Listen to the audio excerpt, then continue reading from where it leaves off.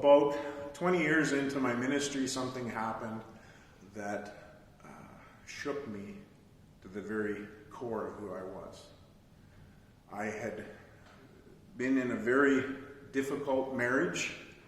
My marriage was difficult from the start, and I had done everything I could to try and keep the marriage together, but my wife left me, and I didn't know what was going to happen. I had been put on a forced sabbatical by the church as they decided what they were going to do with this separated and soon-to-be divorced pastor. And so I did something that Christians have done through the ages. I went on a retreat by myself. A friend had let me use their cabin, and it was the middle of the winter. I went up to this cabin in an area where there was almost no other people. She said there was a local guy who looked after the cabin. He is a retired, I can't remember what job he did, but he had taken up trapping. And so she said, well, sometime when you're up there, you should talk to him. So I went up there and I prayed and I prayed and I fasted and I said, Lord, what do you want me to do? Please give me some direction. I don't know what you want me to do. And God didn't really give me an answer. But I did listen to the advice of this woman and went over and visited with this old trapper. And he was quite the character. He told me all kinds of stories about living kind of in the north. And he shared a story about how he had a dog and that this was the best dog ever, and he was never going to have another dog. This dog had died, and even though he had always had a dog with him on the trap line, he said, I'm not going to have another dog. I just can't go through that again. And then he told me another story, just for fun, about him and his son. They always went canoeing, and they had gone down a particular rough part of the river, and they had come to the rapids. It was the end of the day. They had had a great day, and he challenged his son. He said, let's try the rapids. And the son said, no way. There's no way we can do it. He said, come on, let's just take the supplies out of the canoes. Let's see if we can do the rapids. And he said, I'm a family man. I have kids. I could die. And the dad kept saying, come on, give it a try. He said, no. And finally he said, what are you? Chicken poop? But he didn't say chicken poop. He said chicken shh. We won't tell you the rest. But anyway, what are you? Chicken? And so that was it. The son said, okay. They unloaded all of the supplies out of the canoe, and they went down the rapids. And sure enough, the canoe got filled with water, and that was the end of the story. They had a great time, and they laughed about it.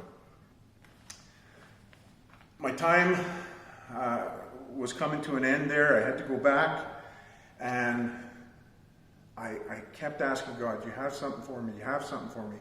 The last night, when I was going to leave the next day, I had this moment when God said, you need to tell that trapper that I got a message for him. He said he's never going to have a dog. You tell him. I say, what are you? Chicken? So, I wasn't going to see him again, but he looked after the cabin. So I wrote out this story that God had given me, and that it related to him, and that he should have another dog, because God wanted him to embrace love. And so I knew that was something for him, but I left disappointed, because I thought, you know what? I came here and you didn't give me anything, God. I saw you and nothing happened. At least for me. So, fast forward. It's months later. There's trouble in the church. I've been preaching again. but things are just unsettled. And in the meantime, I'd gone to this thing called Choices. It's kind of a self-help thing. And I had met a whole lot of cool people. One person in particular was Nicole. And of course, I had told my denominational supervisor that I had met this girl, that, we were taking things slow, but I'd also told the elders in the church. And I got the definite sense that this, for the church, was a little bit of a struggle. And I remember thinking, you know what? I've been doing this ministry thing pretty much myself for a long time. I can do that. I can be by myself. I've lived in a difficult marriage and been alone in that marriage for a long time.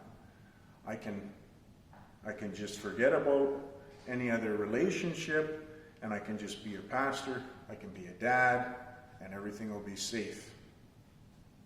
And then I heard, what are you? Chicken shit. God used that to challenge me to walk the rougher road.